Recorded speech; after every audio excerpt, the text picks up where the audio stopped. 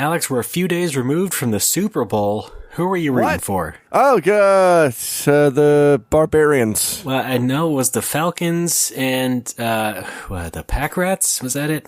Yes. Did you watch any Super Bowl commercials, you being in Japan and having no relevance to this whatsoever? Gonna say no. All right. Yeah, me neither. I'm sure there were some great commercials where a bunch of celebrities from the 80s reappeared, right? Oh, fun, yeah. Sure. That's a bingo card I can probably win. Yeah, definitely. What is with that, by the way? What happened in the past, I don't know, 10 years, I suppose, where the nostalgia stuff just sort of crept back in the Super Bowl commercials specifically? I don't know. It's there's something about 80s nostalgia in particular that seems to hit, I guess, multiple segments of the market at the same time. But why does it seem like such an easy thing to do? I don't know. It just seems like an easy joke, is what I mean. Everyone seems to have very fond memories of the 80s, which seems weird to me because the 80s was a very, weird and negative and uncertain time. Yeah, but the cartoons were great. I think maybe that's why we latched onto 80s pop culture, is just to get away from the shittiness of real life. Well, it's true. It's pretty good at that, I think. Romanticizing the 80s sure is fun. Right? And very comfortable. It's like a little bit of dopamine. Yeah. Just like shoveling the potato chips in your face as you watch the Super Bowl. Okay. Dopamine. Oh, yeah. No, we should have done Super Bowl snack food copy. That would have been the perfect, the perfect God synergy. Damn it. What's your favorite yardage? I honestly don't know how to answer that question. The 30, the 40? A lot happens at the 30. There's a lot more sacks at the 30. Sometimes the 40, but, most people would say the 30. Hey, what happens when that rich Dragon Quest monster plays in the Super Bowl? I don't know what. Goldman Sachs. Oh. Well, that could have been better. Sorry. You caught me on a not great day, or rather I caught you. That's for sure. My favorite part about football is those weird pointy orange flag things. Like the tall flag things they put on the sidelines. They're called referees.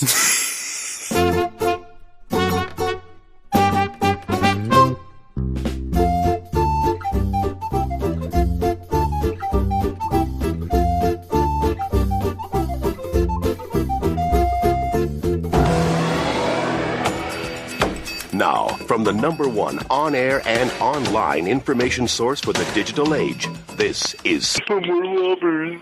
Hi, everybody. I'm Ray Barnholt, corrupt time cop.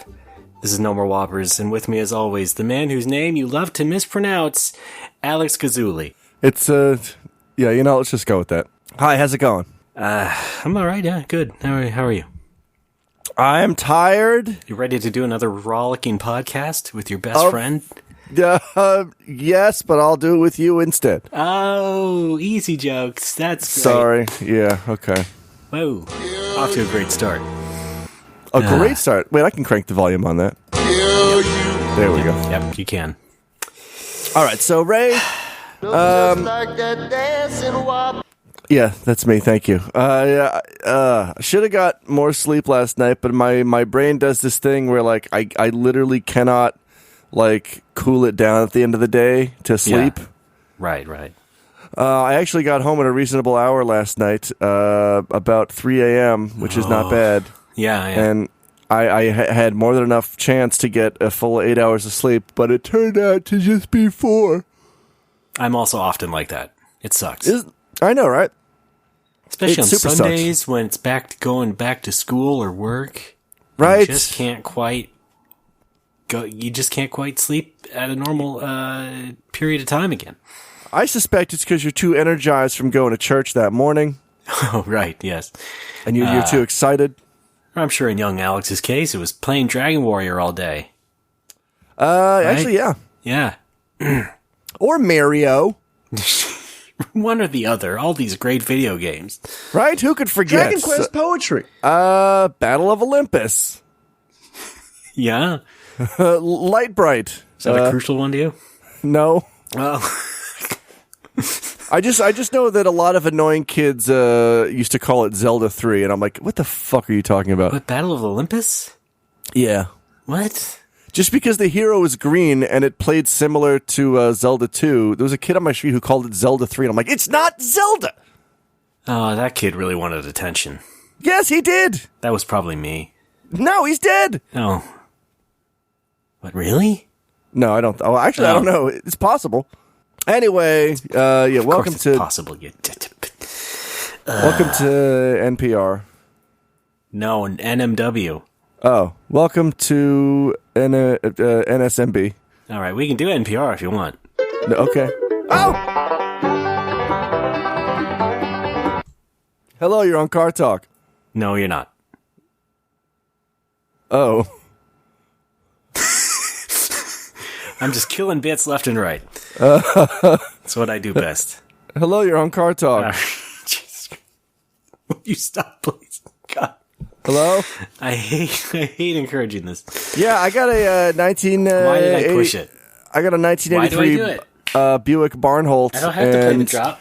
Every time it starts up, the engine rattles for a little bit.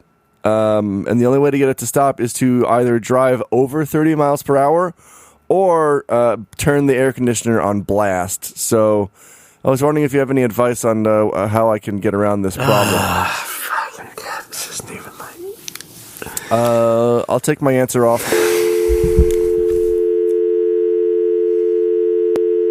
Oh, shit, that's our show. Thanks for listening. Thanks for listening.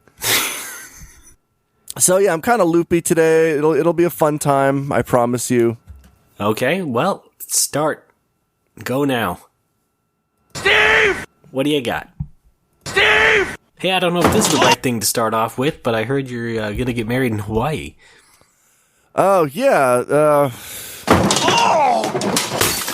I am. That was not the best thing to start with. No, it is true. That's fine. I'm it'll be fun. I'm typically against destination weddings. I think it's kind of a dick move. Yeah. But I was overruled by Ruri and my own mom. They'll get you. So it's decided. Wait, whose idea was it originally? I think it was Ruri's mom's idea. Oh. But then my mom came up with it independent of that. She messaged me the other day, and I'm like, well, I guess that sounds good because I'm hearing the same thing from this side too. Mm-hmm. Mitchell. I'm looking forward to it though. Whenever it happens. You didn't sound like it at first. Now. But yeah, I wanted to do something small and local, and Hawaii is far away and expensive, and I hate planning shit in general. I understand. So I'm sure that, once everything is set in stone, it'll be fun. It'll be a great time. I hate planning shit. I mean, you might not get a lot of people there, right? Either way, so. No, I was just going to invite, pineapples. Okay. Well, it'll be small in that way is what I'm saying. Yeah. Oh, I've been thinking about which island in Hawaii to have it on. If anyone has any suggestions. Right now, I'm leaning towards Adventure Island. Yes. I am not opposed to, what is it? Isla Nublar? You mean Isla Nublar? I thought it was Isla. I thought the word was... What, is it pronounced differently in Costa Rica? Well, in Spanish, it is pronounced Isla, which means island. Like the Pixie song, Isla de Encanto. I don't think Don't you remember your high school Spanish? No, I'm not fucking with you. I took Spanish in high school, you ass. Yeah, but you Isla. usually enjoy fucking with me is the thing. Yes, I do, but not when it comes to the Espanol. Remember this? I am Jackie Chan. Yes, I was Jackie Chan. I was convinced. Well, here, I'll prove it. No, wait. Now, hold on. I want you to fall off a building and survive. All right, give me a sec. I'm back. Oh, yeah? Did you videotape it? Boy, did that smart. Oh, my God, the lens cap was on. Oh, but I do have the sound recordings of it, so at least I can prove it to you with that. Go. Okay, great, yep. Roll it. Wait, where's it? I'm really good. All right, I found it. Here we go. Spooky God Sunday. Fuck. Jackie Chan doesn't know what Spooky Sunday is. Yes, he does. No. He's been in spooky movies. Okay. I mean, I guess Shanghai Nights was, had some moments of suspense. Yeah, I guess. Scary moments to it, right? If you're like 4 years old. Yeah. Good night, everybody. I really like Shanghai Noon. What's up? Okay. No, I was just going to say, to bring us back, I trust your Spanish ability about as much as I trust your Italian ability. Porque! Molto pequeño. That's Italian and Spanish. Yes, of course, that's the joke. Okay. World's first known poisonous bird, the pitohi. Patooey! Pitohi. Patooey! All right, Alex. Better. Yeah. Alex, are you a married man or are you in a relationship? Soon and yes. Hi, it's J.J. Abrams. Well, at least Hawaii will have some familiarity to it. It is America, after all, and they do have grocery stores that are big and stupid. I guess. So it'll just be like coming back home. I guess. It'll be fun. Trust me. All right, fine. There'll be gift bags. I'll go. We can go. Hey! Yeah. I guess you're invited, yeah. I guess so.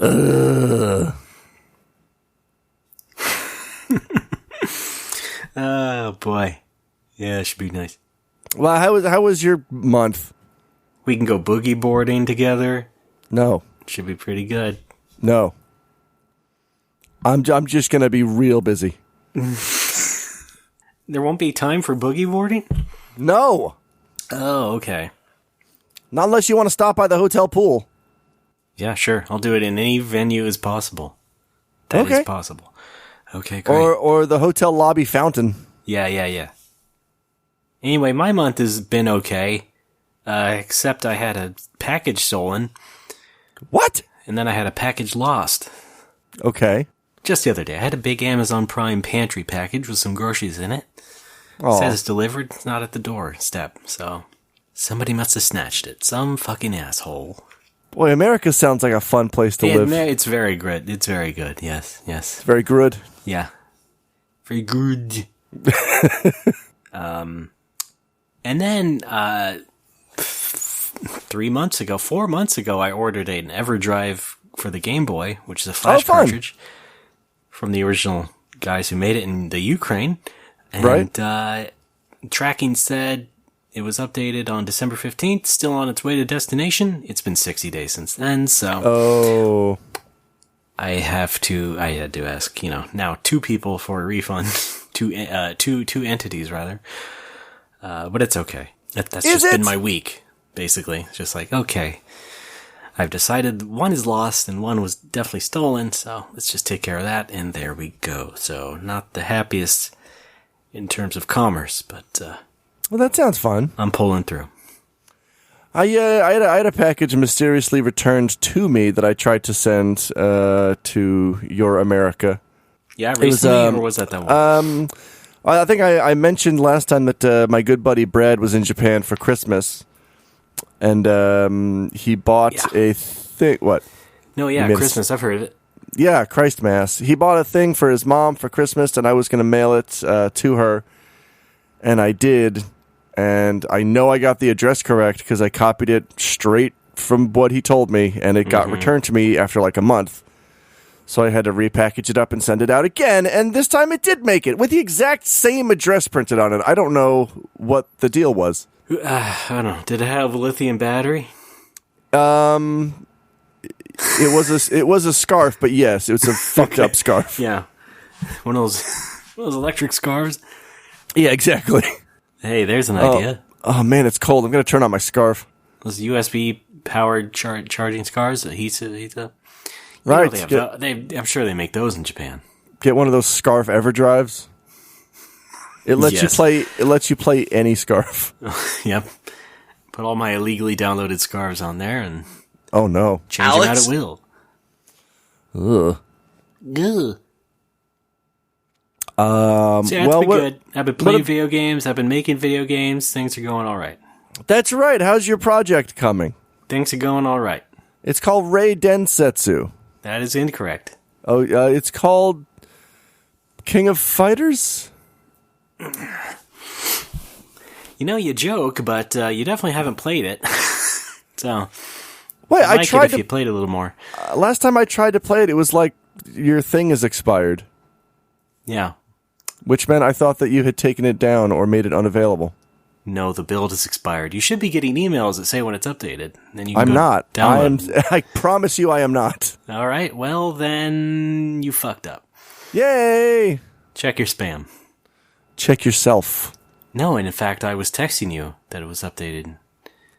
Well, thank you. Well, then I'll play it. Tough guy. When did I do that?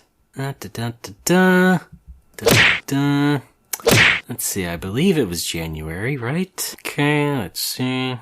I'm sorry, Ray. Let's just check that. No, you're not. I don't think so. Let's see, January 24th. I said, the new build I mentioned is up. Yay, says Alex. I said, yay, indeed, and let me know your thought on it. Yeah, but January 24th, what year? This year, 2017. Oh, that's on me. I'm sorry. And now it's February 8th. Okay, so it's been a couple weeks. Still no report from Alex. You know what? My dear friend. Maybe you're not paying your testers enough. It's kind of the point, is that I kind of need some good friends of mine, people who I can trust, okay, to sample it at such an early stage, give me some good feedback. Okay. And then I can make changes based on that feedback, and then you give me more feedback. And it's just a nice, healthy, continuous cycle. And the game's not that big. I think it's definitely not a Densetsu League type of game, so you can give it 5 minutes. I think your cutscenes could use some work. There's no cutscenes. That's why. Exactly.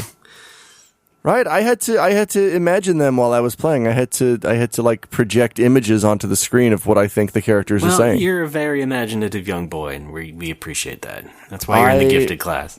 When I grow up, I'm going to be a dinosaur. I'm sure it's fun. I'll give it a try when I'm free at work. Okay.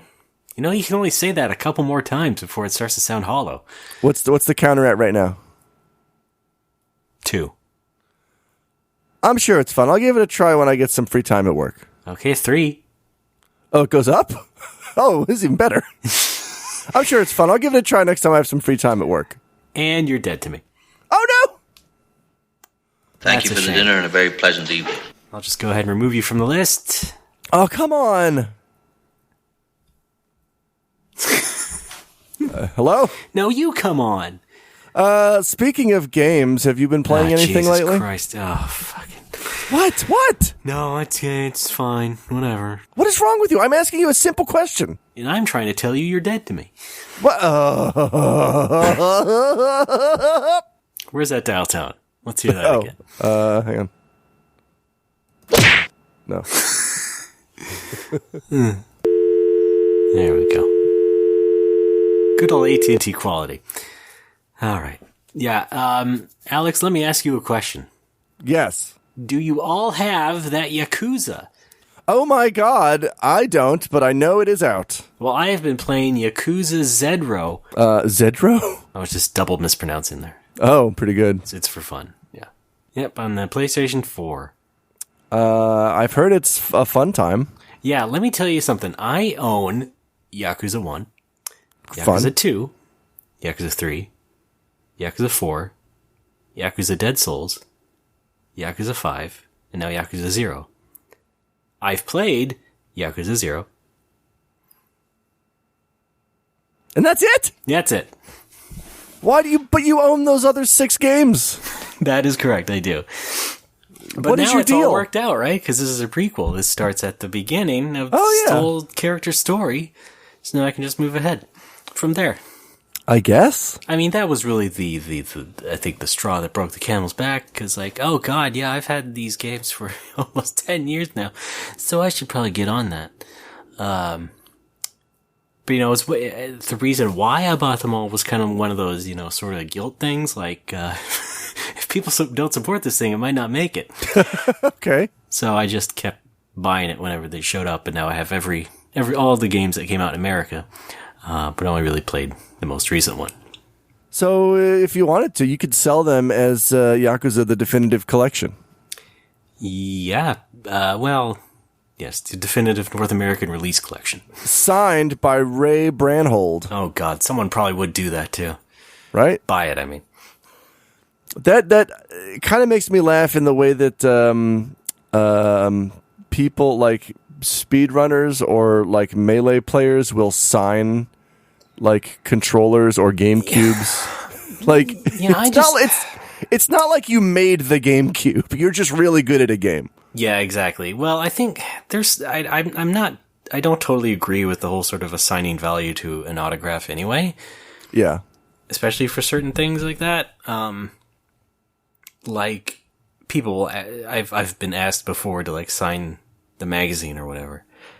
But well, that I can understand, because that's something that you made personally, all of it. I do understand it, but it's also like, how do I explain it? It's like, I think there's one part of it that's like, I don't want to really make this seem more special than it is when it's a on-demand printed product that is not completely edited all that great. Hey. And not my best writing, and so on and so forth. Like, well, then what is your best writing? The No More Whoppers episode descriptions, for sure. Oh, fine, okay. Oh, yeah. Oh, let's release those as a book. Yes. It's a podcast and a book. Yes, and we'll sign it. And it is sort of, but that attitude also comes from my own personal belief, because like, I just don't care that much about an autograph. I felt encouraged to do it once when I got Goichi Suda to sign my copy of Flower, Sun, and Rain. Fun. Almost 10 years ago now, but like, I never did that with Ayabe. And he made my favorite game in the world, but like I never brought the copy along and said, "Oh, would you please sign this?" I didn't really do that. Huh. Because I don't see the value in it. However, he did sign one of the art prints that was going to be auctioned off, but it's safe in storage for the time being. Nevertheless, like, I didn't do it for my own personal gain. I would want to do it as a bonus, for someone else. Bonus in that case. I guess I kind of agree. I've had signed stuff, but what? Wait, the tag on that is, ironically, for that issue, I did sign the Kickstarter editions. Well, yeah, I mean that's an incentive. Yes, that is one exception, because it's just one of those things that makes sense when you do a crowdfunding sort of thing like that. Like, right. Yes, you're going to make a special edition, and sure, you'll sign it and all that. But that's kind of where I stop. It's just like I don't need to sign. I don't need you to put me on a pedestal in such a way. Can I do that anyway? You can, yes, because you're Alex. Hey. And I demand your respect and admiration. Well, yes. You got it. What can I get you, sir? More potato chips. Just some grapes, please. All right, here we go. Chop. You want me to chop? You want me to chop them? All right, I'm chopping up the grapes. This is awfully weird. Here you go. All right, everybody, here's Alex. Oh, I'm sorry. These are walnuts, but I've already prepared them, so you better eat them, you prick. Grape nuts. I asked for grape nuts. Oh no. Grape nuts are so terrible. They're like two delicious things that I like put together, and they taste like shit. Yeah, I don't understand why those were made and kept around in why society. Are they called? They don't even taste like grape. No. I don't get it. And they're nuts in that they are, you gotta be crazy to eat them. Nailed it. But also, I mean, very hard and, let me cut to the chase. Will you sign my box of grape nuts? Okay, sure. Yay! I wrote the copy on the back. What's the grape nuts copy? Jesus. The crack of the bat. The sound of the ballpark. Who could forget all those memories? I think that was Cracker Jack. Oh my God! I'm sorry. You're right. Oh shit. You know, like that great iconic baseball food, grape nuts. Right. What was that lyric? Buy me some peanuts and grape nuts. Yeah. I don't care if I ever suck butts. These are classic lyrics to an American song. Yeah, if you're 5. It's kind of on the same level of the Batmobile lost the wheel and the Joker got away. I was just going to say that. It's part of the set. It's part of the set list. The grade school set list. Take me out to the grape nuts. Thank you. And now on top of spaghetti. That song made me cry when I was a kid. What? Yeah. Because it was about, I lost my poor meatball when somebody sneezed. Oh, you just don't like the idea of loss. Yes. And, I was like 4 years old, and my older brother and sister were singing it to me at the dinner table while we were actually having meatballs and spaghetti, and I got so distraught at the idea of my meatball rolling off the table, and out the door I started crying. This is made all the better by your Skype icon being a picture of you as a baby, because I'm just imagining just looking at this now.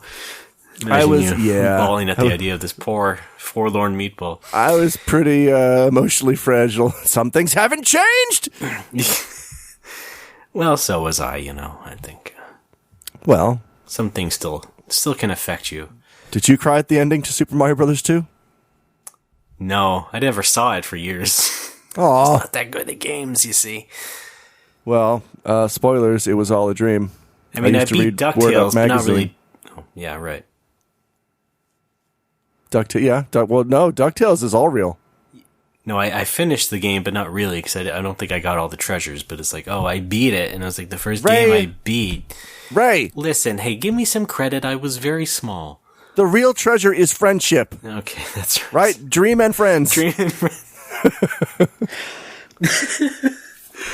I almost forgot, thank you. Uncle Scrooge found the meaning of Christmas, and its nephews. What was I saying? Yeah, so autographs. You gotta sign things like checks, I guess. Does that count as an autograph? Yeah. Okay. And the pin pads, if you pay with a credit card. I had a few signed things, and I love them for a few weeks, and then I got really bored of them because they just sit there. Right. Yeah. And it's like that was kind of when I realized it's not really worth having stuff, like if it doesn't really do much, like you can show it off every once in a while to somebody, but it just sits on a shelf. Yeah, I mean, unless I'm living in a communal house with a bunch of other game journalists who might give a shit about it, then fine. But, I don't. In fact, I think the closest person other than my girlfriend who plays games might be the guy who plays Call of Duty or whatever in the other house. Right. And sometimes I hear the of a machine gun at night. I had a copy of the first Cowboy Bebop DVD signed by Kuwamoto, the character designer. Sure. And copies of Metal Gear Solid Integral and Metal Gear Solid 2 Substance signed by Hideo Kojima. And I sold them off after the tsunami it was some relief thing. Oh, Play for Japan, I think. It was a Christian Nuts thingy. I sold those off on the Electronic Bay and donated some cash to that cause. And I don't miss those things. No. But that's perfectly fine. That's a great thing to do. Is to, sell them off for charity. What I miss most about those is that was the only copy of Metal Gear Solid Integral that I've ever had, and I kind of want to get another copy to play the game. Well, I'll tell you what, it's a digital age, and that's true. It's pretty easy to come by if you really want to play it. And I'm just realizing this now. I guess this is what little importance I put on signed shit. I had a signed ticket stub from a They Might Be Giants concert signed by John Flansburgh. I got Signed in by Pittsburgh. John Giant. Yes, by John Giant. When they came to Pittsburgh in 2001, OK Go opened for them. I knew them before they were cool. And I realized that I've lost it. I haven't had it for years, but I've forgotten about it because I just didn't care. It's just a thing. Yeah. Right. You know? Yeah. At least a game I can play. Now, there is one other signed thing I have, and I display it somewhat ironically. Okay. And that is a press photo from The Wizard that I had signed when I went to the Wizard reunion. Whoa. And I had Fred Savage and Luke Edwards sign it for me. Mm-hmm. It says something like, I don't know, to Ray something something. But it's because I had a press kit for years and years from the movie that I got on eBay, and it had some photos in it, so I just brought it with me and say, hey, yeah, let's sign it. So I had it framed. And it hasn't always been displayed whenever I've been having a place to live. It's been in a closet for a long time, but, I brought it out recently when I moved, and so, yeah. How do we get your Mitchell poster signed by Joe Don Baker? Ask him. All right, is he on Twitter? I'm sure you could just send it to him, right? It'd be like Ringo on The Simpsons. Just Yeah. No, except that I would want it back. Yeah. In that case, I don't want it now. There's no place really to put it. What? No, is it not hanging place. up? No, it's not. But put it in the shower. It's in the car hole. Oh. Well, at least you guys have a car hole. That's pretty impressive. Put it in the shower to symbolize that scene from the movie? Yes. Water. Been afraid of it all these years. Right? Is that what you want? Yes, that's what I want. Mm-hmm. Yeah, so that's the extent of it. Like I said, the signed game that I had Flower, Sun, and Rain, that was a bad signing, not on his part, but because it was silver marker and it was kind of on a very colorful cover. Oh, jeez, yeah. So it doesn't show up that great. So that was also, that was my first time too. So, of course I'd botch it somehow because no one gave me any advice. But anyway, that's just on the shelf with the rest of them. It's not displayed outwardly or anything. Oh, I also got one of the first Auticons that I went to. I had a VHS copy of Serial Experiments Lane that I got signed by the band that did the song. I think I forgot about that for 10 years. I'm just remembering it. No, I'm not. I'm kidding, because this is kind of turning into bragging, because we're basically No. It's what my point is, I give so little shits about that yes. I literally have forgotten about it for 10 years, and I'm only now remembering it that we're on the topic of autographs. That's the point. We're trying to say, we're trying to establish we don't give a shit. Yes! But we also can't help but, do inventory on all the things we had signed. But it's not impressive. It's the band that did the theme song. No. I'm telling you right now, it's not impressive. Hello? And you should not feel good about it. I feel bad. Yes! How about that, bro? Yes! Oh, yes. How do we start on this again? I don't know. What? Signed. Why were we talking about autographs? I don't know. This is very confusing. I guess I'll just go back to my original point about the magazine. It was it wasn't produced in a very spectacular way. It wasn't like a mass-produced sealed magazine or anything like that. It's not hardcover. So I don't ascribe much value to it. And so when other people do, it's yeah, okay. I'm glad you like the content, I suppose, but it's just on a shelf with all my stuff as well. That's how I see it anyway. But of course it's natural, I think, as the creator to be extra humble about it and not completely love it. So it's just a struggle to try and understand where people come from. I think so, but yeah. You know what? I just remembered the greatest thing I have that is signed, and it is a copy of Super Monkey Ball signed by Nick Maragos for no reason. Yes, the extra ironic signing. Yeah, because I bought it off him at E3 one year. Ooh, You know what? What? Pair that up with the signed GameCube from the Speedrunner. Holy shit. Oh my god. People who had nothing to do with what they have signed. Yes, exactly.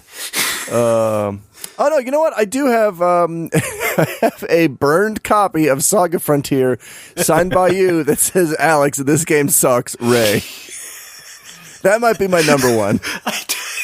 Do you remember that? No. Yes. Not at all. I think I remember, like, giving you a burn of it because you wanted it, right? Yes. So I sent it to you. It was pretty good. I do remember the game sucking, yes. Hey, I like that game. Oh, I know, it's okay. I'm mostly okay with the Saga games. The soundtrack is amazing. Of course.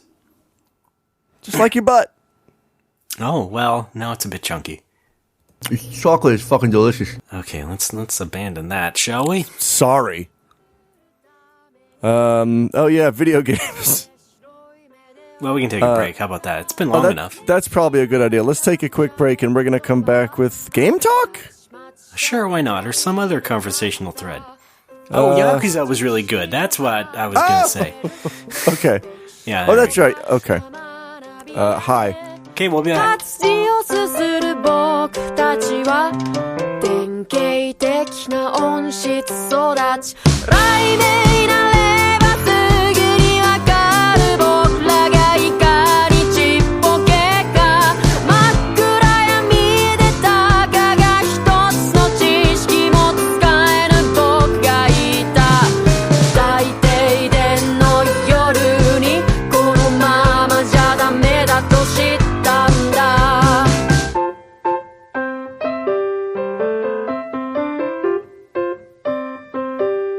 Folks, we're back. It's No More Whoppers. I'm Ray, that's Alex. Okay, yes. Now I'm back. I have wet my whistle. Raymond's give me the lowdown. Oh, well, I thought maybe you would give me the lowdown. Okay, great. Video games. I wasn't really going to talk about Yakooza that much. Oh. I want to hear about your life of crime. Okay, fine. Pulled it out of me. Gross. No, wait, dragged it out of me, yeah. I'm also tired. I'm also an editor, so I have English words floating around in my head. How many times am I going to rely on that as an excuse? A lot. I think those games have an interesting, I wouldn't say great, but certainly fascinating dynamic of, like, half of it is serious crime story with lots of swearing and drama and stuff. But, like, the rest of it is just, like, tongue-in-cheek shit. Okay. Like, as soon as you're out on the street in the quote-unquote open world, like, it's just a bunch of silly side quests. And just knocking guys around with, bikes and signs and stuff. But when you think about it, isn't life just a series of silly side quests? Yes, thank you, Alex. All right. You want to expound on that?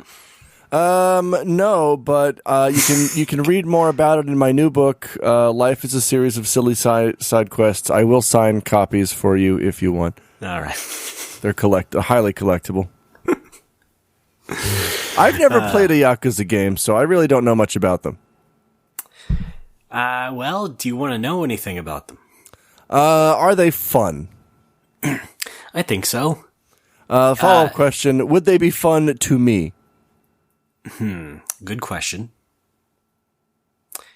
They are kind of RPG-ish. You have an inventory, you raise up stats, you have a nice, sort of a sphere grid type thing where you can boost your stats all sorts of ways. You can get weapons and so forth, and of course you have lots of cutscenes. So in that sense, you might enjoy it, because I know you're an RPG kind of guy. How about chocobo breeding? Close. You can, race and build and upgrade, slot cars. Okay. I mean, they're definitely full of mini-games of all sorts. How about special moves, like a flash kick or a pharaoh shot? Well, there are special moves. I don't know if there's exactly anything that looks like a flash kick or a pharaoh shot. Yeah. You can get guns. I don't think you can, like, charge it. How about full frontal nudity? No, but there are, softcore idol videos to watch. They do have real porn stars in them. Okay, well, I like that they go the extra mile. Mm-hmm. The extra kilometer. Hey. All right, I'm down. Put me down. All right, yeah, go ahead. Things Ant-Man says. So it seems like it's a fun game and that you're liking it. Yeah, now that I'm actually like fully have my hands in it after, not playing it for so many years and only observing it from from the outside, I was a little bit surprised how the graphics are pretty good. They have many realistic looking people and characters, especially when they, scan actual actors and things. But the rest of the environments, it kind of looks kind of cheap. Like it's not as highly detailed a game world as I was led to believe graphically, which is funny. And I'm not saying I really care about graphics, but I just thought that was weird. But on the other hand, I understand why, because these games are full of content and the people working on them are probably worked to the bone day in, day out, because they release new ones every couple years now. So I can understand, the graphics not being quite up to, I don't know, Final Fantasy 15 standards. So that was another thing. But yeah, I think the main thing is just like, why is it so delineated between seriousness and goofiness? It seems weird.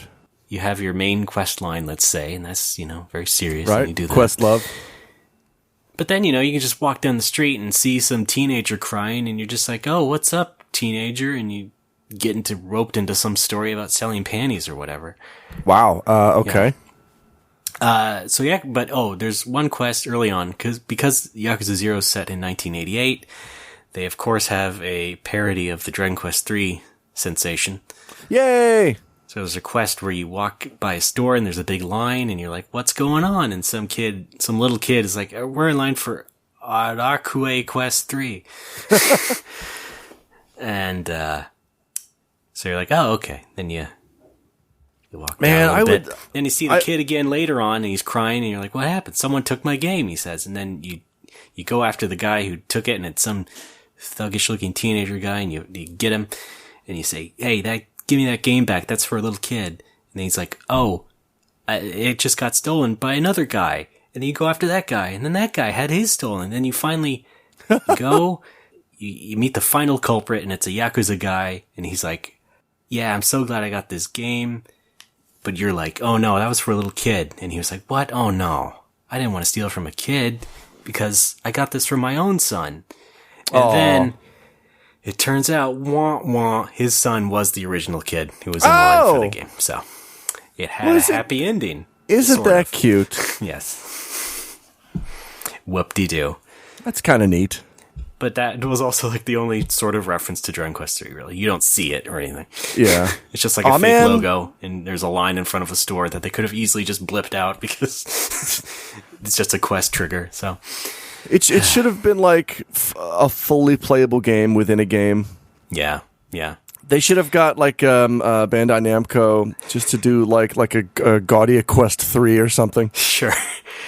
Well, they do have a Sega arcade you can go to and play real versions of like classic arcade games, much like Shenmue, which is a game this is compared to a lot.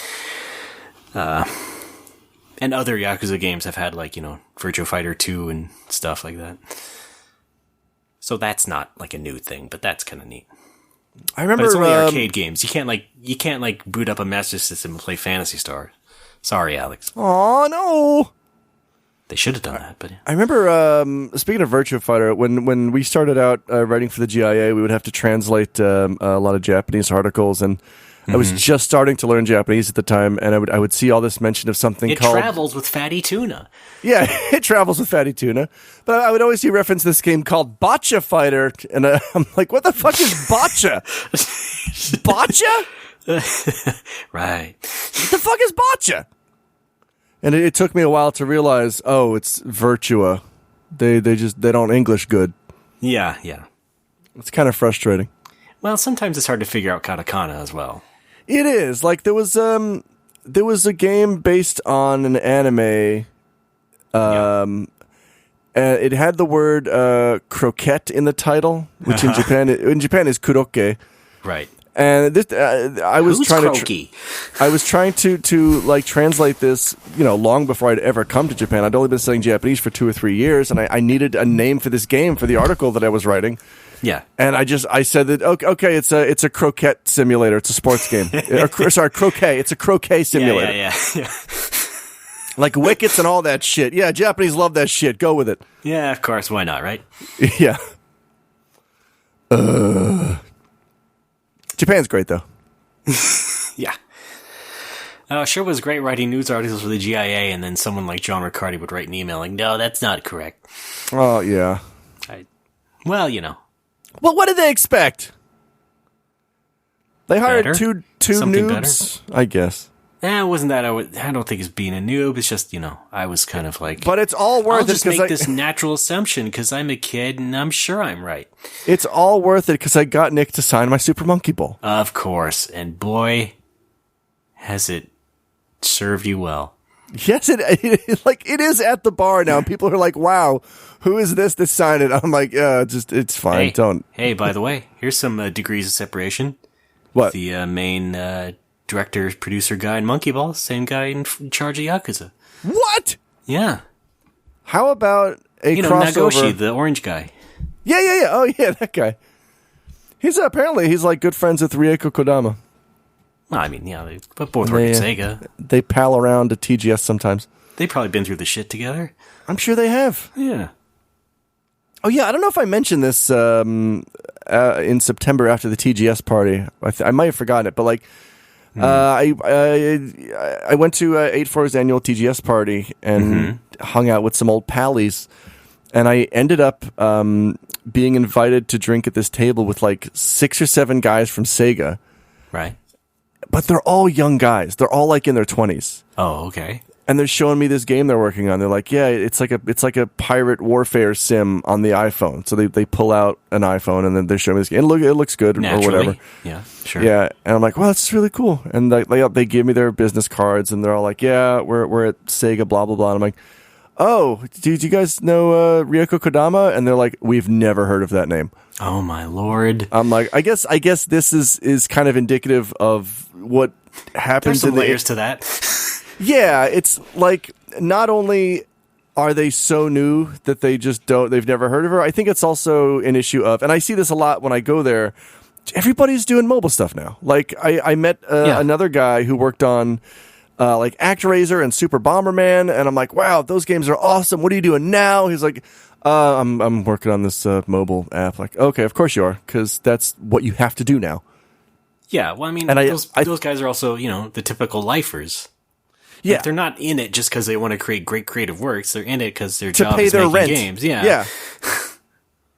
Which, I understand, but it's I guess from the outsider perspective, it's like, wow, you had a hand in some of the most amazing games of all time, and now you're doing touch up on buttfuck solitaire. Yeah, because which seems like a waste. But it is kind of a waste, but it's like their experience is not viewed as, oh, I made Phantasy Star or whatever. It's like, no, I have skills as a game designer, so I'm just going to do that as my career. You have to use those skills. Yeah. Same thing if you were in metallurgy. Yes, right? Let's get into metallurgy together. All right. Somebody may have...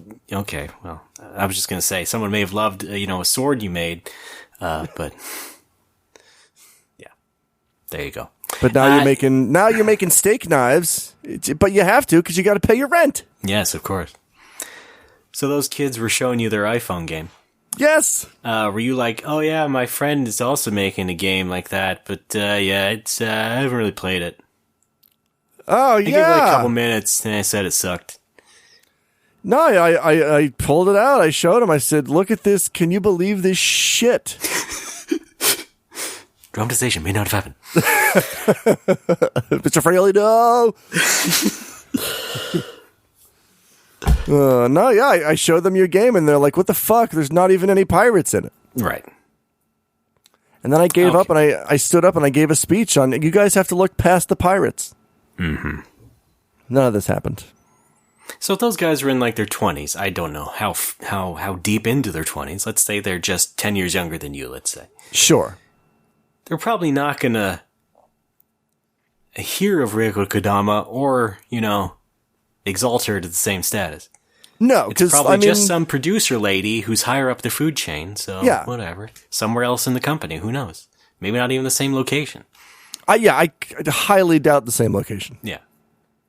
I know you realize that. I'm just, saying this to move the conversation along. That is kind of funny. Though. What was the issue of Scroll that I did the Seventh Dragon thing and you did Love Plus? Was that issue 4, 5? 5. 5. She's got a copy of that issue. That's right, signed by you. No, I did not sign anything. But like I had just picked up Seventh Dragon 2020, which literally nobody in the West cared about at the time.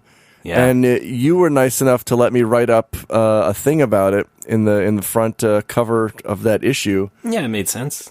And I wanted to because she was the producer on that. Sure, let's just say that. Yeah, she was planner. She was a key figure in that game. Yes, thank you. And see, it's a GIA writing skill. I wanted to send her a copy of issue 5 of Scroll when it was done, and she did something that was awfully weird. Like I messaged her like, where should I send this magazine? And she's like, well, you can send it to the Sega office or you can send it to my home. Which address would you like? And I'm like, wow, this is very not Japanese at all. Oh, yeah. Like to willingly give, because Japanese people are typically very, very guarded about personal information, more so than we in the West would be. And she's just like, yeah, you want my home address? I have it right here. I'm like, oh, well, I was like, no, office is fine. Office is fine. I mean, shit, I'm more guarded than that. Yeah. You're not getting my home address. Well, what's your soch? No, I mean, you will, Alex, but... Oh, okay. Not some jackanape on the internet who has a crush on me. Shut up! I'm pretty sure your address is 123 Barnholt Avenue. Sure, yeah. Everything around me is named after me. I'm a fucking megalomaniac, that's right. I've outdone Steve Jobs by 1,000%. Pretty good. Was it 1122 Boogie Woogie Avenue? Is that it? That's next to the set list, is it? 66 Mockingbird Lane. Mm-hmm. 1600 Pennsylvania Avenue. Okay. I grew up on a street called Alexander Drive. That's right. Yeah, what do you think of that? That's great. I just bought the deed. What do you think of that? Well, my niece actually, her name's Alexandria. She lives on Alexandria Avenue. Nice. Yeah. We have a lot in common. Oh yeah, you're both named Alex. Yeah. She likes to be called Alex. I am so loopy right now. Don't worry, this is not a dream. It's because I only got a few hours of sleep because of my stupid brain. I know. Your brain's fine. Like, I come home from work and I try to relax and get to sleep, and then like my brain still wants to entertain itself, so I'll just imagine funny things that I heard over the past week or so, and I'll just sit there and laugh to myself like an idiot in the dark.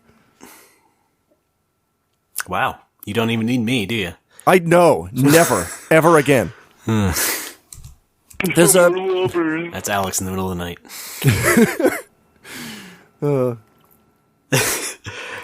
My brain's if I may weird. add to the Kodama thing, go. And this is also kind of related to the autograph shit. Is that I've also sent. I used to send issues of Scroll to Ayabe before the Boku issue was even a thing. It's like, here, guy I admire. Look at this thing. Isn't that cool? It's like, yeah, whatever. Well, but I sent it to him, and right, and he was happy. He seemed very, very happy that whole thing went down. Oh yeah. And I was just following it on Twitter, but he seemed delighted. Yeah, that was very cool. And so now we got to start a Kickstarter to get him in America. Okay, sure. To interview you for his new magazine, Scrollu. Don't know where this is going. I would have tried something a little more original. Ayabeat. Ayabeat. Right? There we go. Oh, that's perfect. Formerly Teen Beat. Oh, man. Yeah, I've not really said anything to him for a while. Sometimes I like a post of his on Facebook. Yeah. But he's also kind of gotten into like weird. He's in his 50s. He's a dad, so he's going to act like a guy in his 50s on Facebook does. But I also love the fact that he just like owns a curry restaurant. He bought out a not bought out. He started a curry restaurant with a guy and with a chef guy, and that's pretty cool. It's like not far from the office. Right, so he gets into free lunch every day. Yeah. There is such a thing as a free lunch. I guess so, maybe. Yeah. It's taken away from his own profit, though. Shut up! Okay.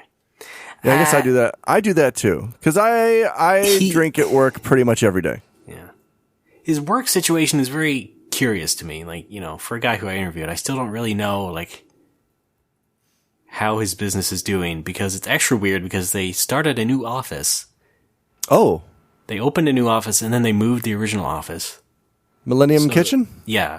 So there's still 2 offices, but I don't know what the hell they're doing. Consolidate, guys. Well, I mean, it is not a mystery that they do subcontracting work, but, it's not like they're not doing anything special enough to be publicized, I guess, on their end. Meanwhile, here's more photos of the curry restaurant. Oh, delicious. Yeah. That is, what is it? Kase Curry in Ikebukuro. Kase? Yeah, Mars. Oh, okay. Oh, Kase. Kase? Thank you. Sorry, I'm still learning. Yeah, he likes space stuff, so I guess he, Dude, space stuff is the shit. Did you see that new, footage from Titan? I did not. It's great. Guy's huge. I've seen Titanfall. Fun. Oh, yeah, games! We're wait. almost... What? Yes, we're almost to a special part. Go ahead, finish your sentence. A chance for more myth. I played game. We're almost an hour in, and I'm finally getting to the games I wanted to mention. All right, so here we go. I know you want to talk about this. The new version of a game called Resident Evil. Yeah, that. I am balls deep in Resident Evil 7, and it's pretty good. Cool. Although I was stuck on a basement part for a very long time because I suck at the combat. I am so bad at this combat. I figured maybe you'd get some, I guess not training, but you just played Alien Isolation, and that was all first person. That's true. Which, well, like, RE7 is. Here's the thing, though. Something like Alien Isolation and other games, you've got your first-person view, you've got your reticule, and you aim and you fire ammo and things. Reticule? Just kidding. What do you say? Sometimes reticle. Sometimes? Yeah. Some Tims? I'm a bit of a polyglot. You're a bit of a weirdo. Sorry, that's not fair. You're an incredible weirdo. I know. Love you too. So you've got your, like, within the UI, you've got the reticule that you aim around and you focus on an enemy, and then you push a button and a bullet comes out of your weapon and into the enemy. And in a lot of games, I feel like, specifically older Resident Evils, like 4 was very generous with this. When you aim, there is a nice, generous window around that dot in the middle where your bullet will hit. I feel like in RE7, all you get is the fucking dot, and you need to be spot on. A little too realistic, huh? Yeah, which is fine. It does make it scary. Also makes battle pretty frustrating for me, especially when you're dealing with enemies whose heads are constantly like shaking and bobbing from side to side, and I cannot draw a bead on their fucking forehead. Yeah, old twitchy lips. Yeah, old twitchy lips. There's no setting for that? There's no sort of like auto aim setting? I've only played the demo and there wasn't really any shooting, so I don't know. But I think there is auto aim, and I think I have it turned on. Okay. So I don't know. I have no idea what's going on. Maybe I'm just misremembering may not be this. as generous as Doom's auto aim, but no. Yeah, I see. But yeah, other than that, game. I'm loving the atmosphere. The dialogue is great. Probably because it was actually written by native English speakers. Yeah. Which is I've heard from folks that the story and the dialogue were all done by Westerners, and then the actual engine and stuff and character designs were done on the Japanese side. The story, really? Yeah.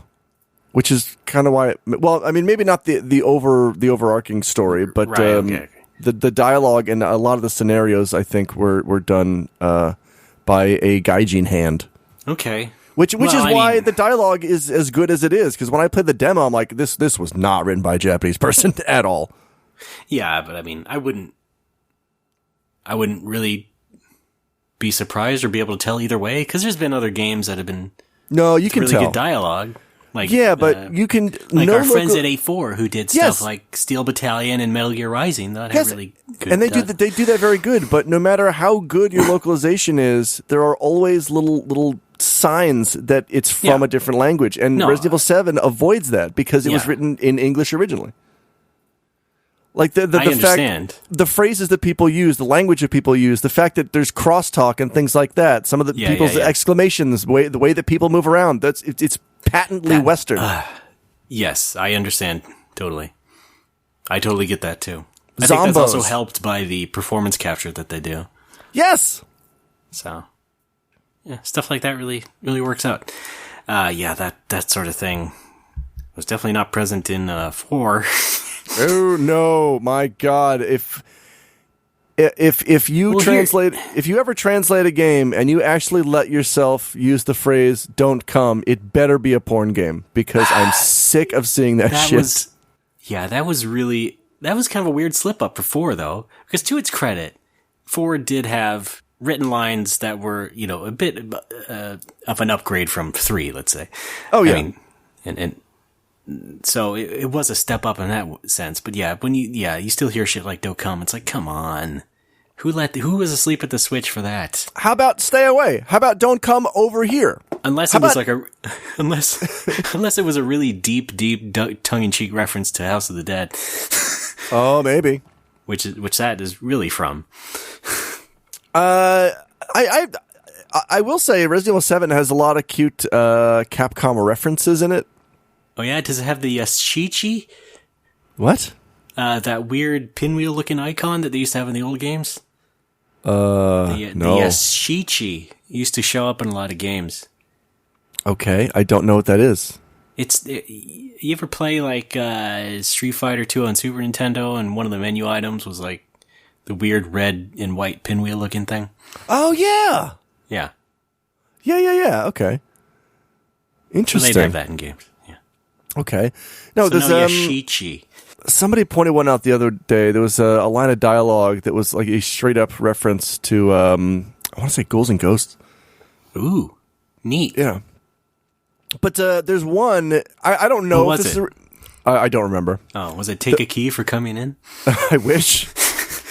There's one that I want to believe is a reference, but I don't know for sure. Okay, hit me. A Marvel vs. Capcom 2 reference. There's an encounter in a garage early on in the game, and the antagonist kind of forces you into a car and then drives the car around the garage and says, "I'm going to take you for a ride." I want to believe that's a reference.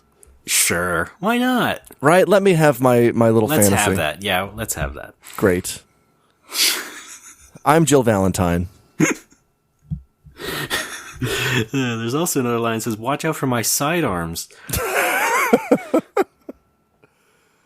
Somebody should call in the Mercs. There's also a line that says, "I'm Mega Man." Let me introduce you to my son. Wait, let me take that again. Son. See, that was funny. This is a new low. Sorry, you started it. Alex Fraioli. I guess I did. What's another one? Okay. Oh, there was this reference. I know, but now it's like, I like pasta. Patohi. Patooey. Patooey Hazard 7. I'd play it. I've watched people stream it, and I've watched people play it in VR, and I've heard it's very frightening in VR. I don't know if I would want to do that. I did play the demo in VR.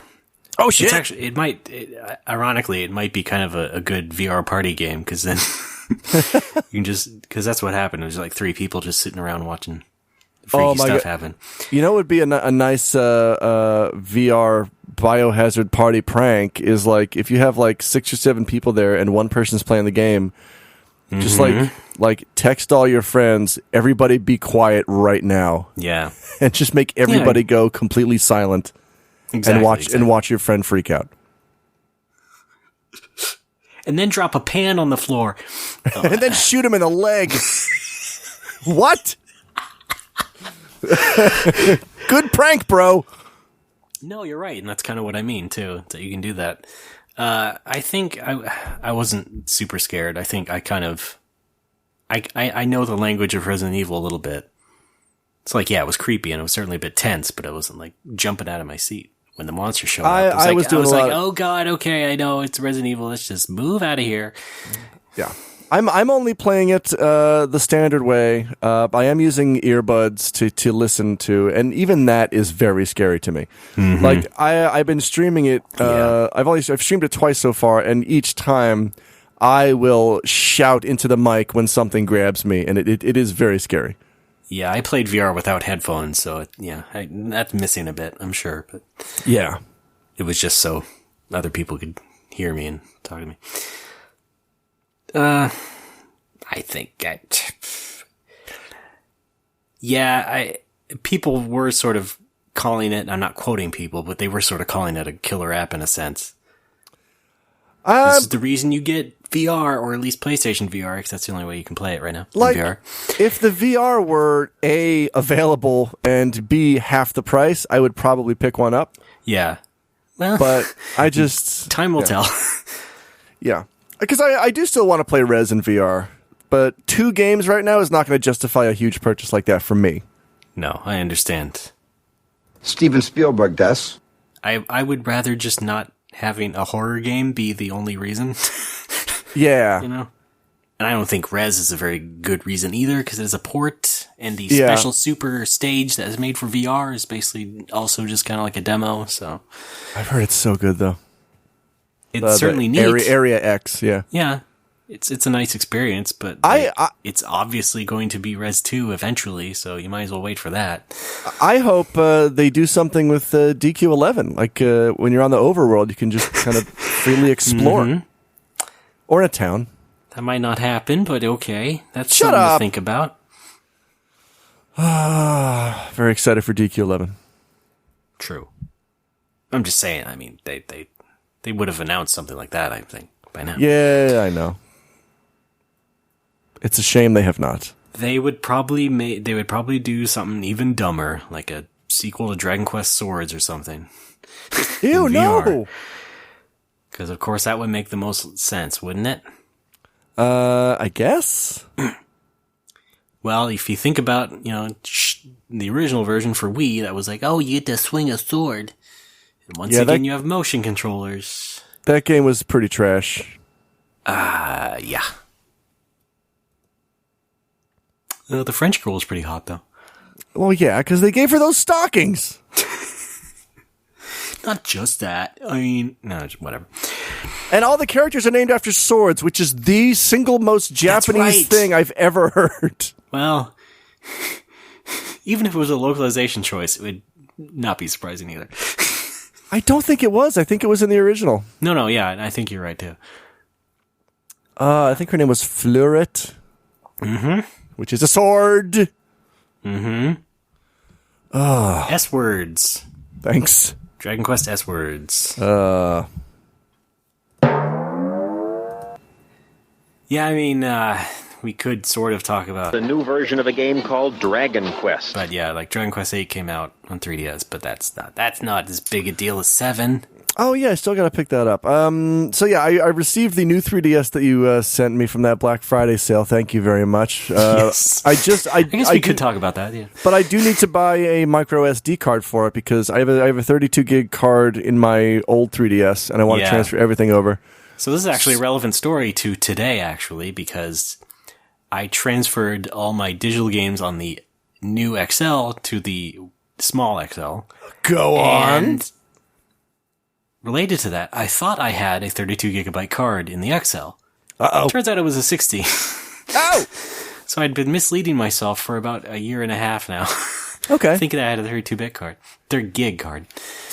So I'm in the market for a 64 gig micro SD card, and I found I asked you for some suggestions, and I found a good one on Newegg for $30, and that sounds pretty fair. Yeah. And just out of curiosity, I wanted to see how much the electronic stores in Japan wanted for a 64 gig micro SD card. Here we go. 20,000 yen. Oh my god. I don't know how these places stay in business. No. $30 is almost a seventh of the price. Yes. That Japan wants for the exact, like the same brand, same model, everything. And now here, you pay that exorbitant price for a 256 gigabyte card. Oh man, I don't even think 3DS can handle that. And there's still a big gulf between that and 128. I could go for a big gulp. Also today, recently, I bought a 128 in preparation for the Switch. So I'm going to use that in my Switch.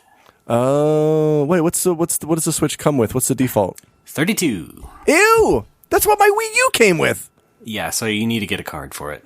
What the fuck? If you want to go digital. Oh, good God, y'all. Yeah. But I imagine also with my Amazon Prime discount, a lot of that will be split between physical and digital, so I might get a couple of cheap digital games. Here's what I'm wondering. Like, the PlayStation 3 and 4 were nice enough to let you, no matter what region you bought, you could log in to any other region's account as long as you had an account in that region. The Wii U certainly doesn't let you do that. I'm doubting the Switch is going to let you do that. Well, who knows? Which they means did say it was region free, but who knows? That's true. Which means maybe I might have to import physical. If I want games in English, I might have to import physical copies. Yeah. But you could also probably get those off Amazon Japan. Oh, that's right, Amazon. Yeah. Amazon Japan usually stocks foreign games. Okay. What do you mean, those people? I'm afraid of Americans. Thank you. R.I.P. Why don't we take a quick break and come back? We have a little bit of fan fun. Yes. Okay, great. I want to drink some more tea. This tea is delicious. All right, slurp it up. Slurp, slurp. You tea hog. It's tea frog.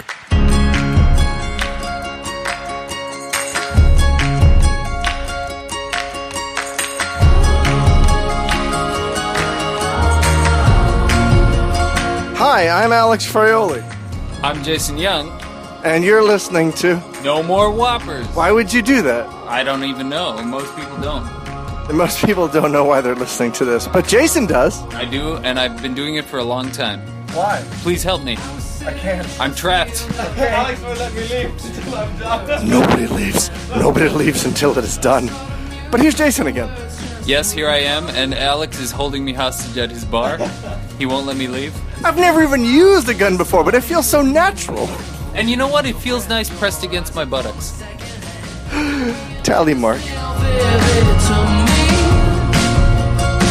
You're something out of a dream, messing with my head. Folks, we're back. It's No More Whoppers. That's Ray, and I'm Alex. Everybody, sit down, everybody, please. Please. Thank you. Hey! Alex is here. Alex, give me your last name. Pronounce it for me. Pitohi. Yes, I'm Alex Pitohi. You idiot. What's up, Alex? We're back with Fan Fun, which... oh, goody. You know, it's not even really Fan Fun anymore. It's just Over Nerds. But I'll play Can the we fan... just have it under the Fan Fun umbrella? Like, yes, in but the there's same nothing way else. that the game Xanadu is under the Dragon Slayer series franchise? Yes, Ray, in exactly the same way. Exactly. I'm trying. Great. Got a lot of video games swimming around in this head. In these heads. No, shut up. Time for Fan Fun, that's where we have fun. Give us money, we'll give you something. Then you send us stories of nerd stuff. I married a Dreamcast. I went to school and wait, this is not the Over Nerds theme, but it encompasses Over Nerds. This is my monologue break in the song. Thanks a lot, everybody. All right. That was a whole lot of nothing. All right, it's Fan Fun. Oh God. Which is now only one segment, and it's over nerds. All right, and what is the song for that? I got a Pikachu. You don't? Okay. I don't have it. You have it. Why do I have to be the only one who has it? Kiss off! Kiss off! You smell! Because you have it. Fine. Okay. Got a Pikachu, but he's only level 2. What choices am I left with today? Game Boy comes to work with me, grinding near the coffee bean. Starbucks sucks anyway. Over nerds! We've got some over nerds this week from a couple of folks.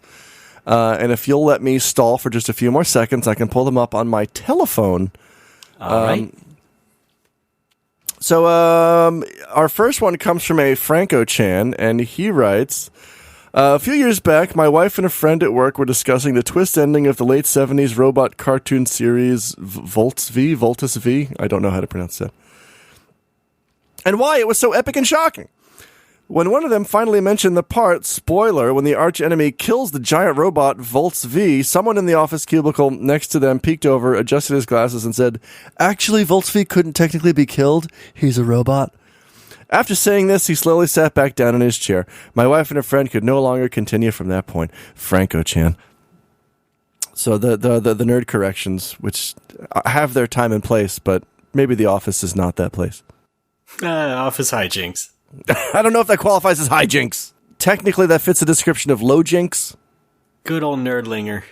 Making guppies. I don't know, like, I know overcorrecting nerd, and, like, if you want to argue semantics, you have to have a really good reason.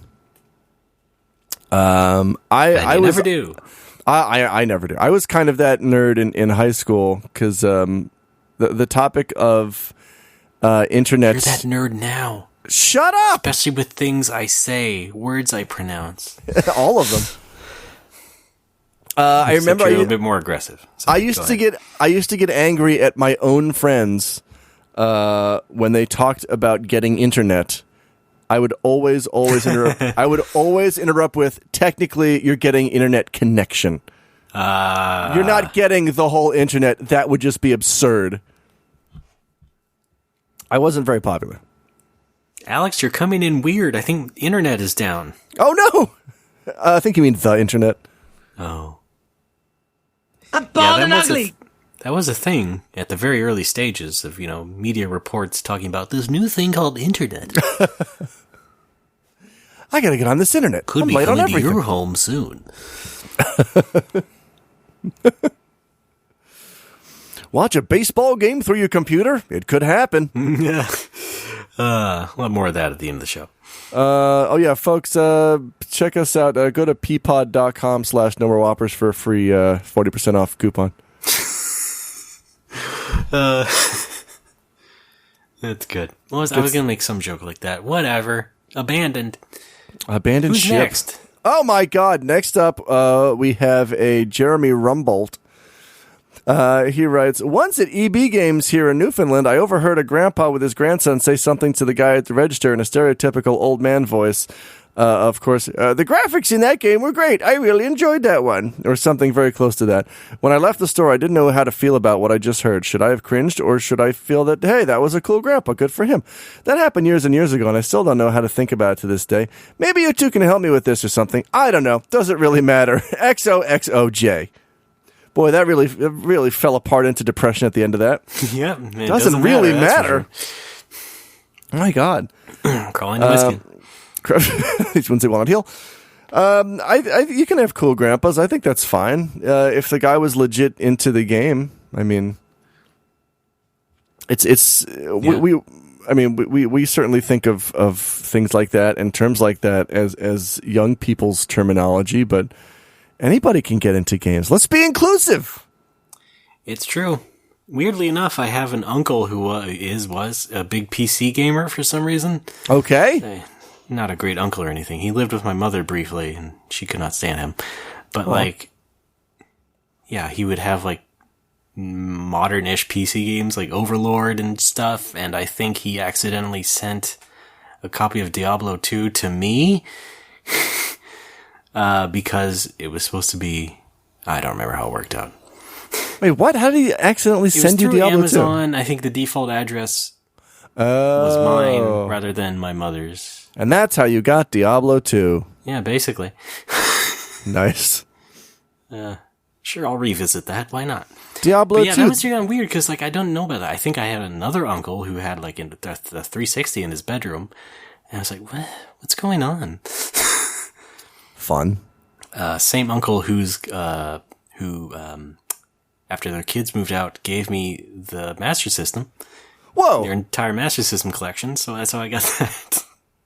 That's pretty cool. Yes, including Phantasy Star, except it has a dead battery. Yeah, those are easy to fix, though. It's okay. I was already into emulators by then. Fun.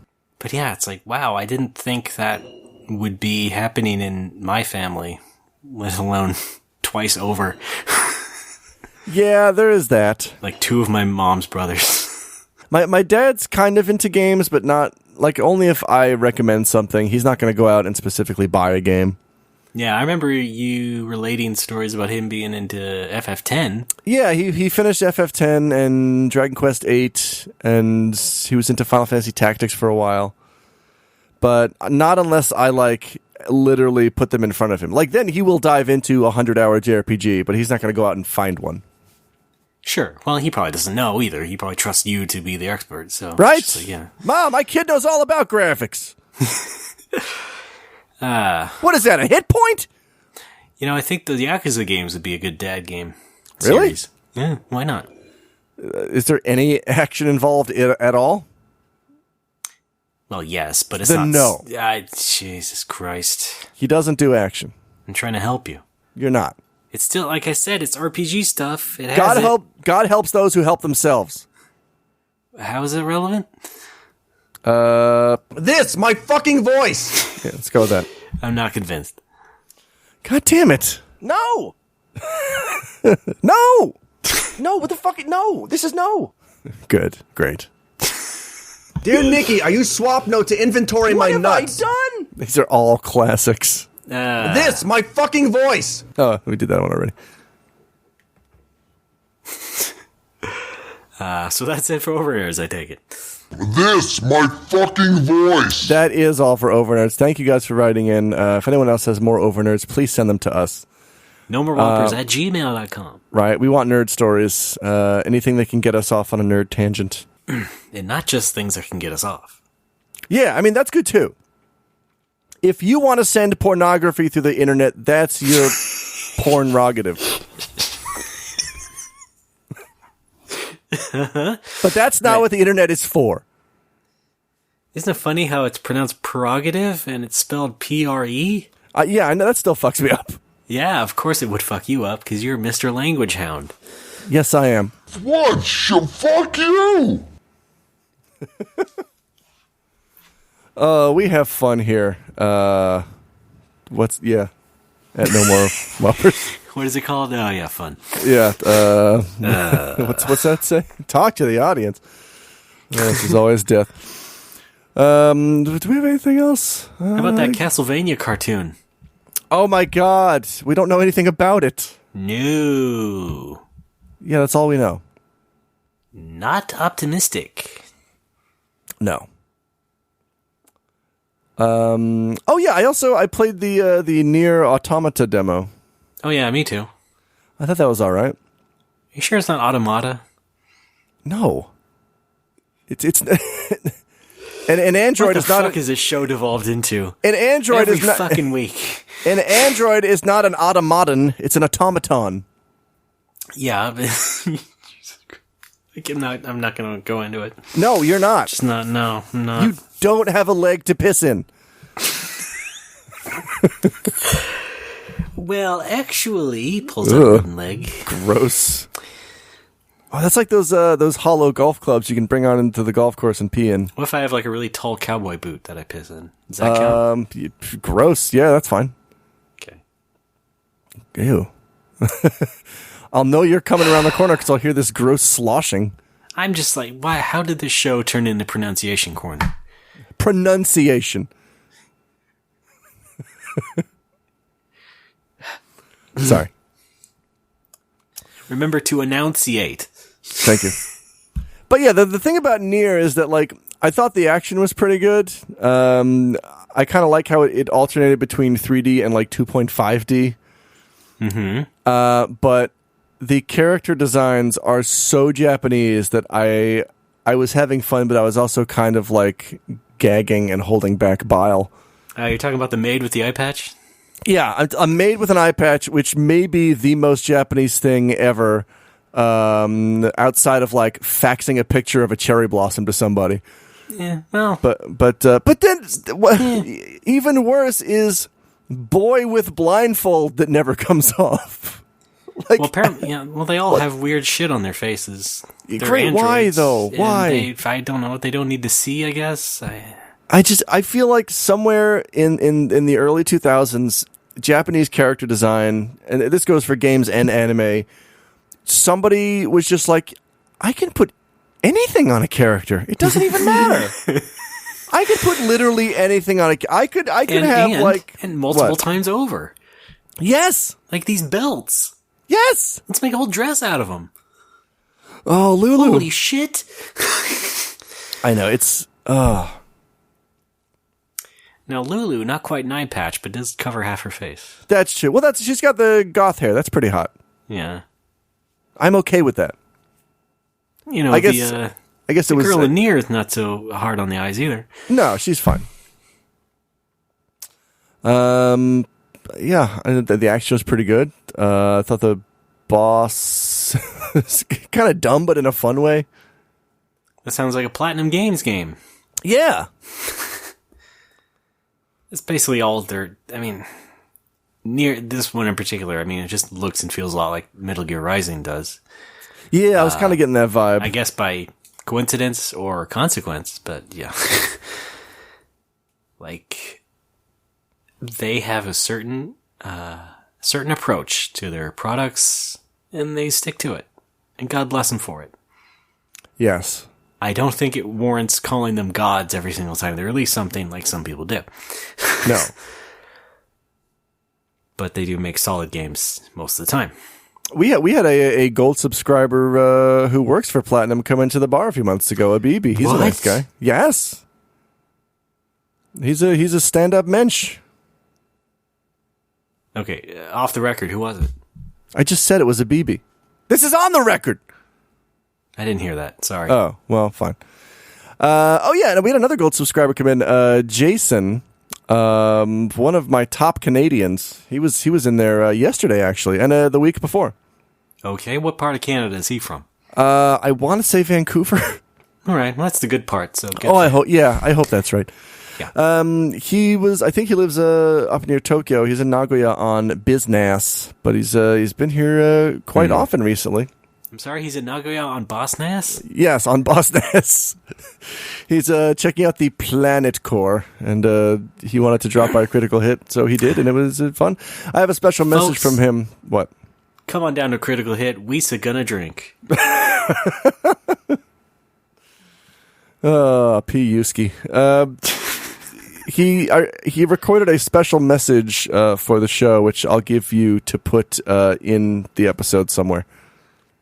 All right. It's just like a 30-second, you're listening to No More Whoppers. 30 seconds. Well, okay. Yeah. Great. It's a little promo we can drop here and there, you know. It's not Luke Perry, but what are you going to do? Is he going to give his opinions on video games like on that other podcast? What other podcast? That accepts audio messages from people now? Yes. Oh, yeah, we should do that. That's a good idea. The same 4 people? Hey! They're great people. And at least half of them are No-Mo listeners. Specifically, what a surprise. Specifically Matthew J. and Daniel Worthington, who also have fun YouTube channels, by the way. Cartoons 101 and Touching is good. The point is, support your fellow nerds. We're all in this together. And when I say this, I'm motioning at my junk. In it? Yeah, it's complicated. Oh. Is it Immaculate Conception? Yes. Did you just all create us? Yes. Are you like Haruhi Suzumiya? Yeah, yes. Spoilers, she's got. Okay. Ooh, dear. Excuse me. Did you swallow your lavalier? What was that? No, that was just a bad movement. So yeah, that's fan fun. That's talking about people. That's us. That's No More Whoppers in a nutshell. Yes. We put the nuts in nutshell or nuts hell. We are nuts hell. Yeah. Okay. I'm getting really tired. Like, I get it. Yeah. Not just tired of your shit, but I mean physically exhausted and mentally reminds fatigued. Me of that old website, video game website. I don't know. They have downloads or something called Gamers Hell. Okay. But of course, it's one word in the domain name, so it's like Gamer Shell. Gamer Shell! Which is also a valid, crappy game site name. Right. It could be either one. Almost as good as Game Forms. Mm-hmm. Or Gamersgate, which came way before the other thing. Oh, no. Ew, it's a bit of a collar tug. It is. Anyway. Oh, my God. Fun times. That is No More Whoppers. Real quick, we don't have any donors, right? Just checking. Nobody gave us money? People, you don't want to talk about people who gave us money? They do, but I've said this before. I feel like the segment has run its course. It's the same people. We still get donations from folks, and I want to thank them very much because they keep this place going. They keep the lights on. They Motel 6 that shit, and I appreciate it. So instead of just calling it fan fun and us talking about them, we'll just give a little shout out, a tug of our ear, if you will, Carol Burnett style, to our secret benefactors. On this purely audio format. I'm tugging both my ears right now. I meant in audio form, an oral tug of the ear. All right. You ding dong. All right. You have to criticize everything I say. I'll tug your ding dong. Thank you. Is that what we're doing? Well, now. All right. I wouldn't mind. Let's rip off the last scene from Key Largo, Mitchell. I could have sworn I had some bar stories, but I guess I don't this month. Well, you were telling me about people who came in. You posted the thing on Facebook about Japanese guys yelling at Smash Brothers. Oh yeah, that was fun. I liked that a lot. They yelled in English randomly. Yeah, no, but it didn't even yell. It was like it was very subdued, which made it hilarious. It was Japanese yelling. Yeah. Let's see. One guy got banned for getting in a fight, which was fun. All right, chalk that one up. Right, it's a 6-month ban. Oh, that's right. No, yeah, related to that, I remember you also posting reminders of the rules of the bar. Yeah, people were flagrantly disobeying. People seem to forget a lot. They seem to fuck up a lot. They seem like fallible mortals. Anyway, those are my words. They're fuck ups. Hey, don't put that on Alex. That's all. No, I would say a majority of my customers are super cool folks. Glad you didn't say super cool fuck ups. Super cool fuck ups. Like, what's his name and who's its face? Smelly Joe. Smelly Joe Jackson. I can't name any names. Tipsy Earl. But yeah, I mean, come on in, have a pint. Or pint in Japanese. Or pinto. One pinto. Yeah, I'd always get Japanese folks, not at Critical Hit, but when I used to frequent the Coopers, Japanese folks would always come in. And on the menu, they had pint listed as one pinto. And they would, people would always order, one pinto o futatsu kudasai. They would literally say, please give me 2 1 pints. When you could just fucking say, give me 2 pints. It's one of my weird pet peeves. Well, you can't blame them. Oh, I almost forgot to mention. I had to find a rogue locksmith. Oh yeah, great movie. Yeah, Stallone's best.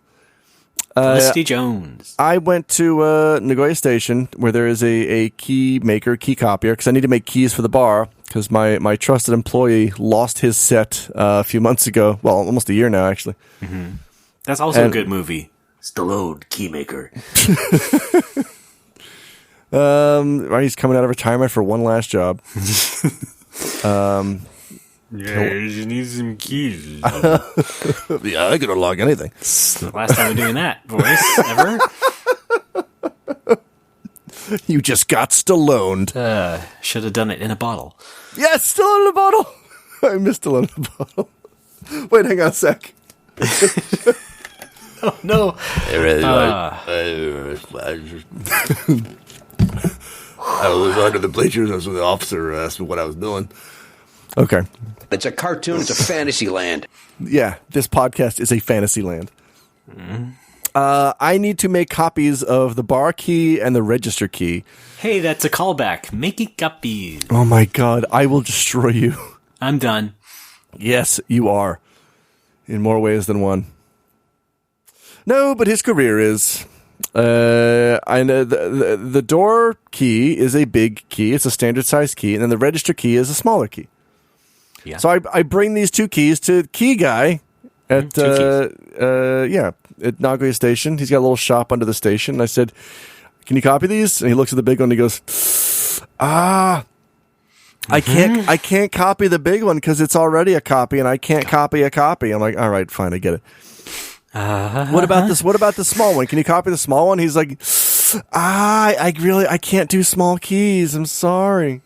By the way, you even imitating the tea sucking rankles me to no end. I know. By the way, I have not lived in Japan for any length of time. I have not dealt with anyone who has made that noise in Japan, but still, I'm fucking pissed. It is the worst. Yeah, it's so bad. So I found a locksmith who plays by his own rules, who literally operates in a tin shack behind a McDonald's. All right, like all good craftsmen. Like all good craftsmen. And I found his place. It was near my old apartment, actually, where we recorded Nihonland Week. Oh, okay. And I go in like, can you copy these? He's like, yeah, no problem. Like, all right, great. He's from the Bronx for some reason. Hey, I don't know why. Tony's Italian restaurant. Yeah, he was Italian, Japanese. Italian, excuse me. Darega gabagool zenbu tabechatta. Where's the gabagool? Gabagool doko da? All right. Just kidding. I can't translate that. Go ahead. So yeah, he's. I couldn't get the keys copied because it's going to take more than 24 hours because I guess the small keys are harder to do. But yeah, I found a guy. Like, he does kind of look like. You remember the episode of Seinfeld where Kramer gets the illegal TV hookup? Or no, Jerry does. Mm-hmm. He looks like the Russian guy who installs it, but Japanese. Okay. Yeah, that's what he looks like. So great. I think my keys are in good hands. So, an Italian, Russian, Japanese, beefy guy. Like, he was straight up wearing a tracksuit like a male elementary school teacher in Japan would. Okay, yes. I think some Yakooza guys might do that, right? Maybe not. Sure. Am I just thinking? No, okay. He's one of the tracksuit Draculas. It's Mafia standard issue. Yes! Right? When you join Mafia school, you get all the standards. And here's your varsity jacket. Here's your lanyard. Don't lose this. Congratulations, you made state. You've earned a scholarship to more Mafia. More like enemy of the state. Oh, that was clever. No. Fun. Is this story over yet? Yes! Did you get the keys or not? No! I haven't given it to him yet because it's going to take more than 24 hours, so I have to go on Sunday when I have 2 days off. I thought you were in the middle of waiting of the 24 No, hours. I'm waiting for you to get your shit together. It's all packed up and ready to go. Good, throw it away. What is that, dude? What? Who does that? I don't know. It's so sad if I made you pack all your belongings into a suitcase and then I told you to just throw them away. It's like, so mean. Am I really that subservient to you? In a weird way. Do you have me on a leash? Literally? No, that would be a long leash. Nah. It happens. Oh, fun. Also, I'm in the market for a couch. Is there anything else? No. Have you tried IKEA? No. Maybe I should. They do good couches. We've tried Nitori, and we're going to try Furniture Dome in the next couple weeks. God bless Japan. Where everything just has a little bit of a local commercial in it from America. Do you need a chair? Come on down to Furniture Dome.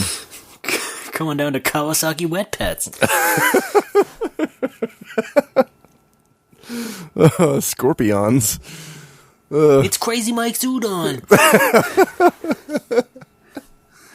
Hey, I'm Crazy Yosuke. Come on down to Crazy Yosuke's Furniture Dome. I got chairs, I got couches, I got dinettes, I got beds. Look at this shit.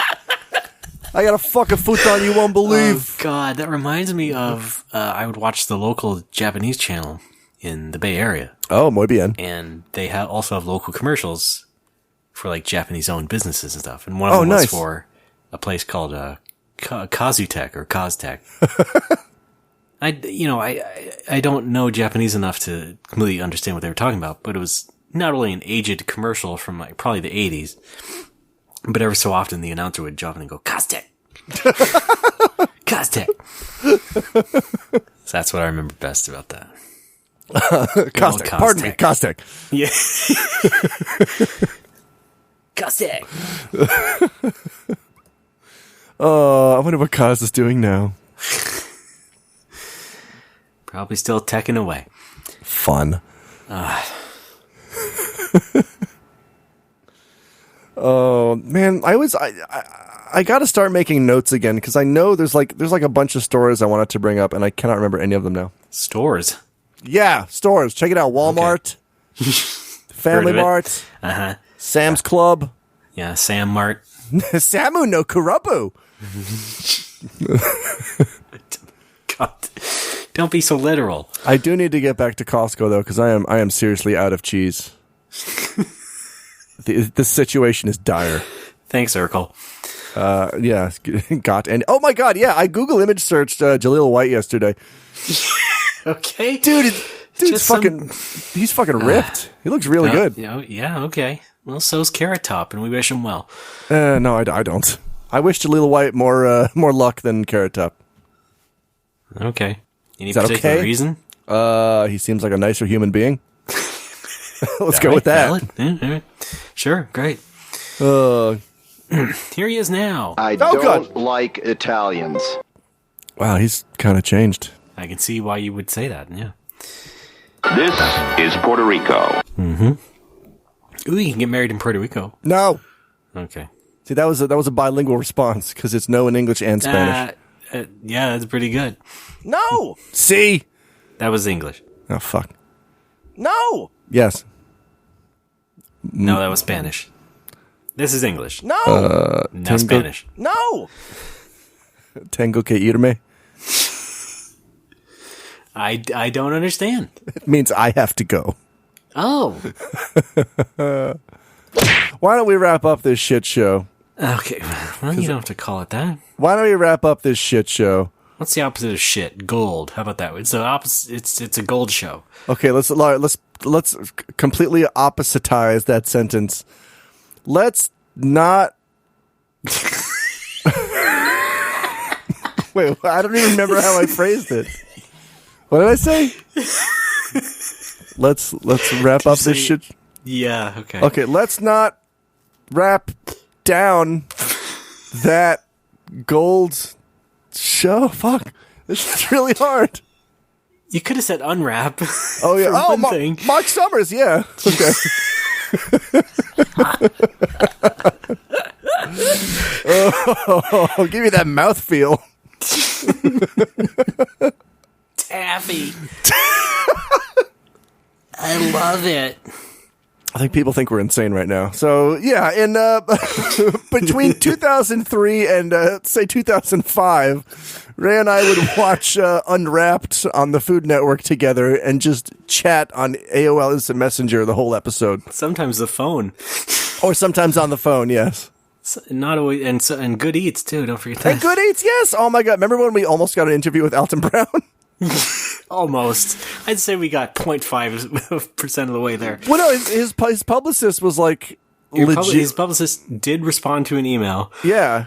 Like, oh, yeah, sure. But this was us as Crunk Games, by the way. And I think when she realized... Yeah.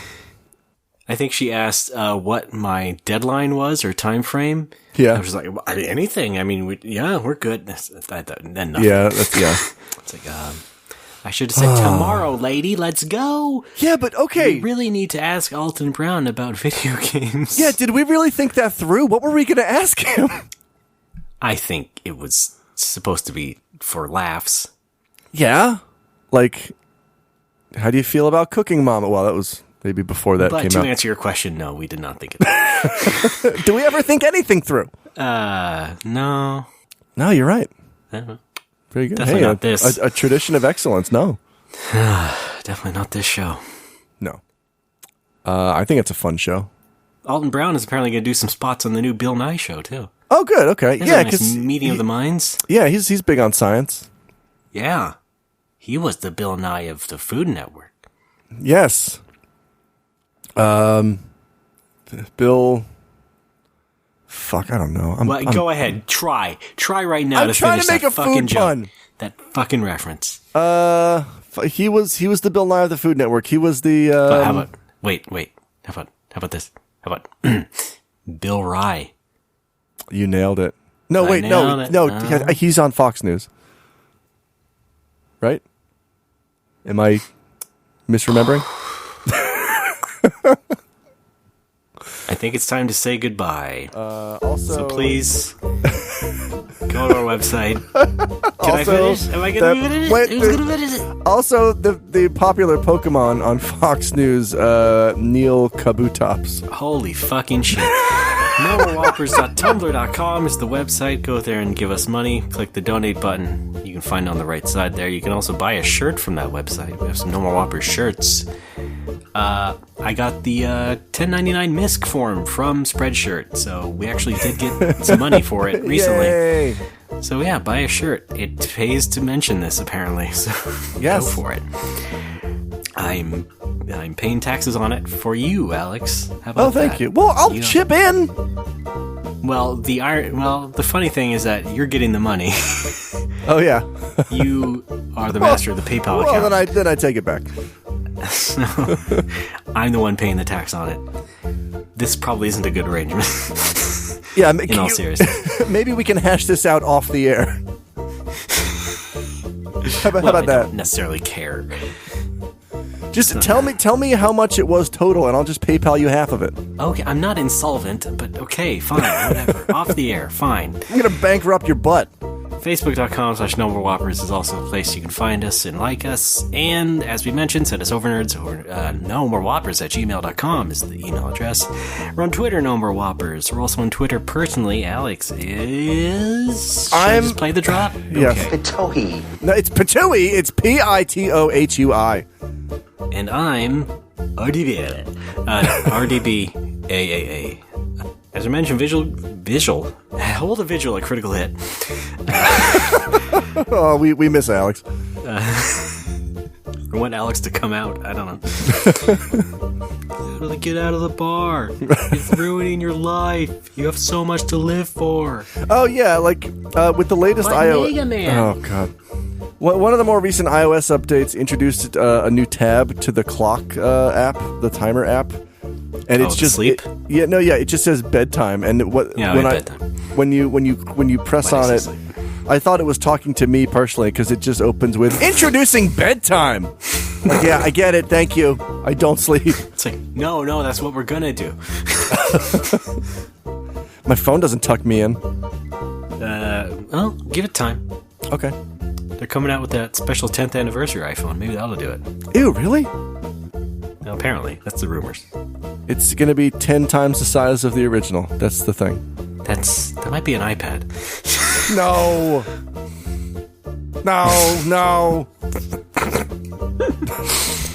I guess you're right. Let's see, what else? Nothing else recent. Okay, cool. Mitchell! Yep, mention the shirt. Cool. Alright, well, Alex, it's been nice talking to you again. Yes, it has. Thanks for being with me. Anytime. During this troubling time. Yes. Yes. Yes. Everybody else, keep it old school, and we'll see you next time. Gold subscribers, stick around till after the show. How to get internet access for life, and what exactly is a firewall? Let's not wrap down that gold show. Fuck.